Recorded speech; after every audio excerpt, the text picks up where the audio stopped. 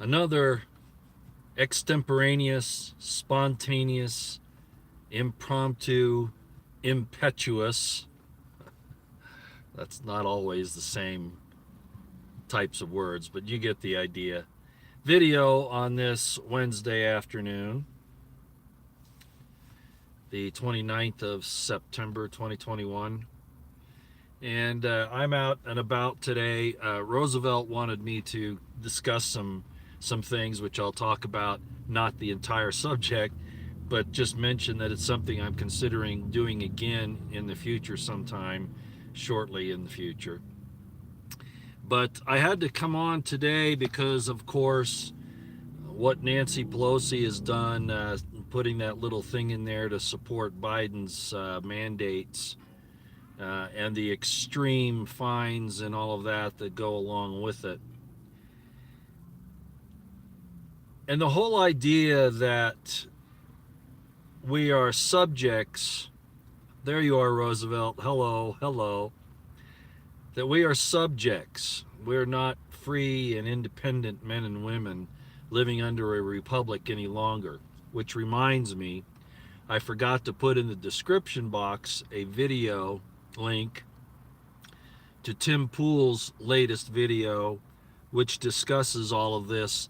And in that video, as Jeannie on Twitter pointed out, he said that the GMIs are safe and effective. Well, I don't know why he said that, and it really doesn't matter to me because he still says that everybody should be able to make up their own mind whether they want these things or not. The entire video of Tim Pool's, it's about 30 minutes long, and it's very good, and he goes into all the tyranny that's going on and the fact that we're no longer a republic, which is absolutely the case.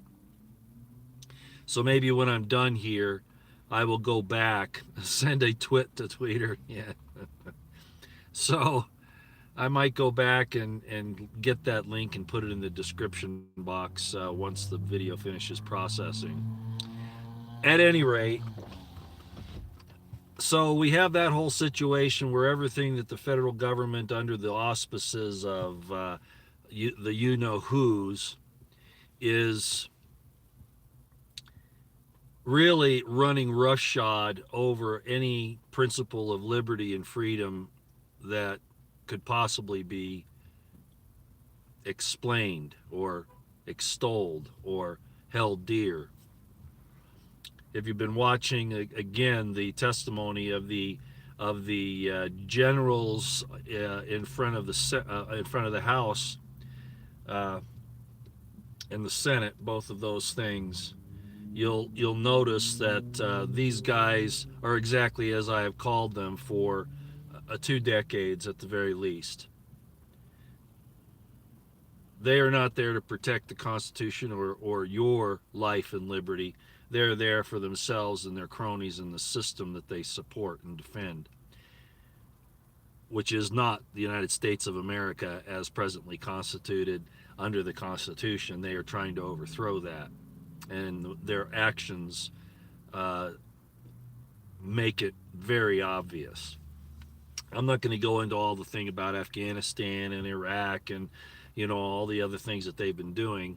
However, what I did notice while I was going through all of this is that Governor DeSantis of Florida made actually, Jesse of BP Earthwatch showed me this the other day. He made some statements that have been somewhat suppressed in the media, and it almost sounds like when you hear him talk that he's coming very close to the idea, maybe not of secession, but of disobedience by the state, and not even disobedience, a flexing of the muscle of the state of Florida. But it comes very close to the idea of balkanization and very close to the idea of secession. And I've told you for a long time that the end result of all of these secret society is the balkanization of America anyway. So they win either way, whether the states leave to support the rights of their citizens, or whether they leave because of whatever other reason. The central government of the United States is going to basically become history in one way or another. But at any rate, so Governor DeSantis is talking about that, and then giving a few hints about what he's talking about. And believe me, I don't totally trust DeSantis. Don't misunderstand me here.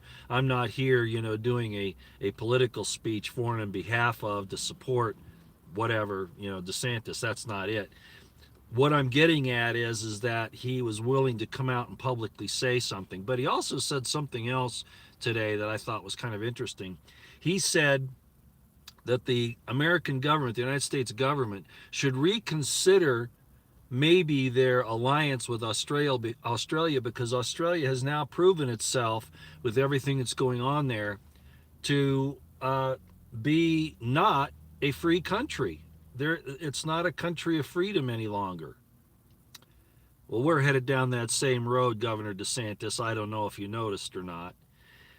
But the point is that he said that the American government, the U.S. government, should consider not being as close to Australia as we have been, maybe even dropping it as an ally because it's no longer a free country. Well, that's real interesting because it's the people in our country that have been pushing this whole thing around the world. So I'm not really sure where he's coming from. However, what I wanted to point out was is what's in the description box here. He's calling out Australia for not being a free country, and maybe that's his way of pointing to the problems here in the United States. But the fact of the matter is we're well on the road that Australia has already arrived on. And it disturbs me that none of our politicians, as you know, I'm very upset that none of them are calling this whole thing out for what it is. And I'm not going to go back into that right now, other than to say that other than medical and religious exemptions, which are going to, sometimes you'll win on those, sometimes you won't. They're not going to be accepted across the board, but more importantly, they're going to be temporary. They're not going to hold out letting you have a medical or religious exemption. Even if you get one now, they're going to take that away in the future. They're down to, the 100 employee companies, right? Those companies, well, it was higher than that before, so they keep incrementally trying to include more and more. They've come out and said the Border Patrol, those who don't get this GMI, they're going to be out, right? They're going to be out of a job. And of course, we've seen what's happening to nurses and all that across the country. But there's a real problem here, Governor DeSantis and everybody else. And I suspect that, I'm not an attorney, but I expect that there's some attorneys that are looking at this. Whether or not they'll act on it, especially state AGs, I don't know. But here's the point. Biden has already come out and exempted not only the other branches of government, which kind of goes into the separation of powers, I understand that, but he's also exempted people like the Postal Service, right? And his White House staff. You see what I'm getting at? If in fact those are going to remain there, and yet he's going to require, under a mandate that now apparently is going to go into a bill that may become law because of Nancy Pelosi, there's a thing that still is an issue. And that thing that's still an issue, besides personal liberty and all of that we can get into, is a thing called equality under the law, right?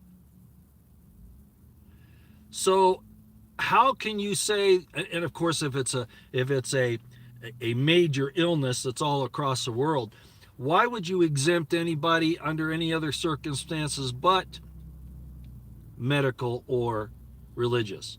But just a blanket exemption for certain people, even the Pfizer company, right? All this kind of stuff. Well, equality under the law applies here. You can't exempt people like that and claim that you're abiding by equal protection under the law. And that's what I really meant by equality under the law. Equal protection under the law. I imagine a lot of attorneys could jump on this right now, and maybe they already have, including state AGs. So you might want to get a hold of your state AG and any other attorneys that are willing to take this thing forward, uh, and attack all of this under the Equal Protection Clause, both of the idea of equal protection under the law and the way states enter into the union under the Equal Protection uh, Clause, or there's another name for it which is escaping me right now. But at any rate, that every state came in under equal footing doctrine. That's it, equal footing doctrine. So there's all kinds of other issues that are going on here. I'm not saying that any of that will stop the federal government from doing what they're doing, or all these private corporations, or even the states that are going along with it. But we do have to try to use every means at our disposal. So they're not showing that they're applying this with equal protection under the law. And there are also problems with the equal footing doctrine as far as states' rights. So let's just ask people to start looking into that and doing something about it. In the end, ladies and gentlemen, it's real obvious this is coming down to a very violent end. That's where it's going. So I just wanted to bring that up. Governor DeSantis really needs to point out that not only is Australia no longer a free country, but neither is the United States. And I kind of understand his position, why he may not have wanted to say that at this point, but nonetheless, it's true. The other thing is that Roosevelt has been asking me to do more Bible, scriptural, historical discussions. And one particular subject seemed to get Roosevelt's interest, and I'm not going to go into a whole lot of detail here. Yeah, you called it Bible time, Roosevelt. And I probably should do more of that, but I get concerned that people think that I'm being dogmatic, that I expect that you have to look at things the way I do, and I just want you to know that that's not the case at all. Was that Ms. Cat there? It was. Hi, Ms. Cat. So I get a little concerned over that, because speech in itself can be abusive, as all of you know, and controlling. And my major concern is that even if I bring something up, what I'm really interested in you doing is researching it on your own, so that you can find out where you stand with God on the issue and what He says about it to you. Okay? Because it might be a little different than it is for me or for your neighbor. It all depends on where you are on the scale of things. And that's why I get upset with people who expect others to follow their doctrine or dogma verbatim under some penalty of going to hell, or whatever, because that's just not how God operates. Plus, the scriptures were written to an audience, as I've explained before, thousands of years ago. And so what they were saying to them at the time, and that audience, applied to them. We can just glean information from it. Now, I know there's, as I've talked about before, there's type and shadow and prophecy, and that, there's recurring things that happen because of the Alpha and Omega, and the circular thing with the Hebrew, and also everybody will point to the prophecies and say that especially Revelation, the book of Revelation, applies mostly to our time. And that's all fine. But by the same token, there are significant differences, and you need to really study, if you're interested in it, if it really is something that you want to know, you really need to take the responsibility to inform yourself. And that takes a lot of effort. Okay, it really does. And I've shown you the books that you should be using: Strong's, Gesenius, Brown Driver, Briggs, a Hebrew, Greek, interlinear Bible with English, however you want to do it. And understand that we're really looking for God to talk to us personally, because He did that before, and He's an unchanging God, so we ought to be able to get that now. But we've had some real problems with shutting off that faucet for a long time, and we need to open it back up. So, at any rate, one of the subjects that Roosevelt thought was quite interesting, we got into several different types of religious groups that have had different types of outlooks on how their social structure should work. I'll just put it that way. And some of them were good, some of them were bad, some of them got corrupted, some of them went too far. Uh, some of them, partly because of age differences. I mean, we consider people, adults at 18 now, where, 200 years ago, and certainly 2,000 years ago, they were considered adults. For instance, in the Jewish mindset and tradition, uh, uh, a girl was considered mature at 12, and a boy was considered mature at 13. Bar mitzvah and bat mitzvahs would happen at those ages. So, but that was a cultural thing and a historical thing to do with their time and place. Of course, we put it at 18 now, and that's fine. I'm not arguing that. All I'm saying is that don't judge those cultures by your current ideas of things. Okay, now they probably should adjust if those organizations that exist today, and some of them do, as I explained to Roosevelt yesterday. uh, they may not have moved into the legal structure of our time, which could put them in jeopardy, and of course it could harm people that should be protected under the present way social society is structured, and the dangers and the opportunities that are there. But regardless, when you study these things, you can't think in terms of 21st century concepts and ideas and mores, and you got to look at things in their time and place. Just to bring that up, which is another reason why I took so much time in my religion series and my Eisenman series, and why I touched on these things several times. And some of you are going to get bored now saying, we don't want to hear this, we want the politics and the military stuff. We don't need this. Oh, but it does impact. It does impact because you're dealing with people around the world who do think about these things. Okay, and even in the United States, of course, where we know about the problems with pedophilia, ritual satanic abuse, and all of that, and it has to do with a lot of these same principles, but they've corrupted them for their own evil purposes. Well, to end on this, I'll just say this, and I'm going to ask you all to go and research it and try to decide on your own what it means, okay? So I'm not going to give a big biblical discussion on it today. I have touched on it before. Anybody who's followed me might remember I did a video on this particular subject to some extent, at least touched on it probably a few months back. And this is it.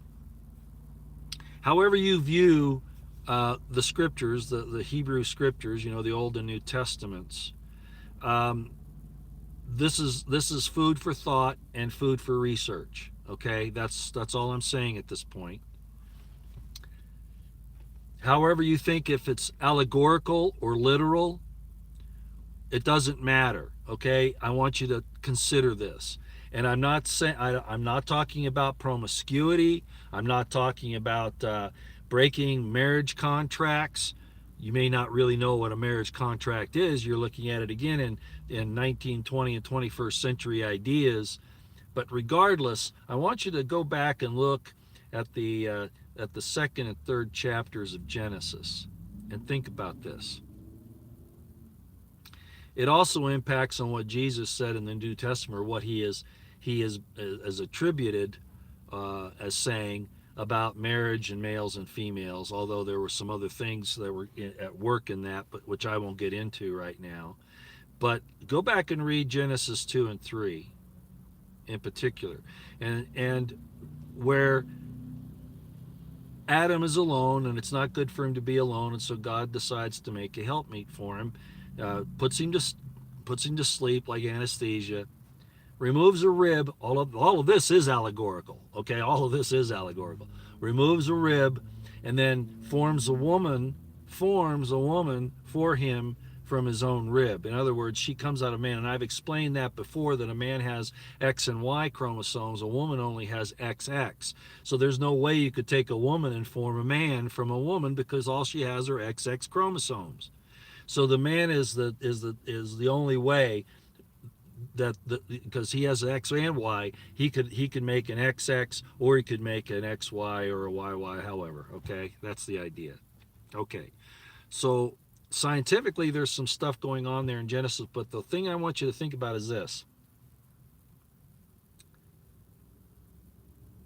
after the fall, after they partook of the forbidden fruit, whatever you want to consider that to be, there were different cursings that were placed on the participants. You had the serpent, you had the woman, and you had Adam. Now Adam was never cursed. The ground was cursed for his sake. He was never cursed because he was not deceived. The ground was cursed. But Eve was. Again, allegorically or however you want to look at it. And this is the point that I want you to think about because it has to do with eternal relationships and how things really are beyond here. So they partake of the forbidden fruit, and God pronounces his judgments. And this is what he says to Eve. Look at it in the Hebrew too, if you can, okay? But in the English, it says, "In sorrow shall you bring forth children. I will greatly multiply thy sorrow and thy conception, and in sorrow shalt thou bring forth seed." Well, the way that's phrased is, it sounds like she's already had some kids. Okay? And now her labor and all of the things that have to do with delivering a child will be greatly increased. In other words, it's not going to be so easy anymore. Yet she will be saved in childbearing, not just saving her life, but because she sheds her blood, as it explains in the New Testament, bringing new life into the world at the risk of her own. That is an atonement. That she shed her blood for another's life. No greater love hath a man than this, or a woman, to lay down their life for a friend, right? Well, getting back to Genesis 2 and 3, so what happens? What's the next part of the curse to Eve? The next part of the curse is this. From here on out, starting at this point here, thy desire shall be to thy husband, and he shall rule over thee. Well, that intimates that prior to this time, she was not subject to the rule of her husband, and that her desire was not only to him. That freaks a lot of people out. That freaks a lot of people out. I didn't write it. It's in the scripture. So your assignment is to go and look at Genesis, particularly 2 and 3, and look at this situation with the cursings and ask yourself, how could God greatly multiply sorrow and conception unless she had already experienced it, because she wouldn't know? And if now her desire was only to her husband and he would rule over her, what did that mean was her particular station in life prior to that? What's going on here? And I'll just leave that with you for some thoughts, and we'll talk about it later. Roosevelt, I hope I didn't blow your socks off. We'll see you all later. Take care. Get a hold of your senators, representatives, everybody. Tell them you want equal protection under the law.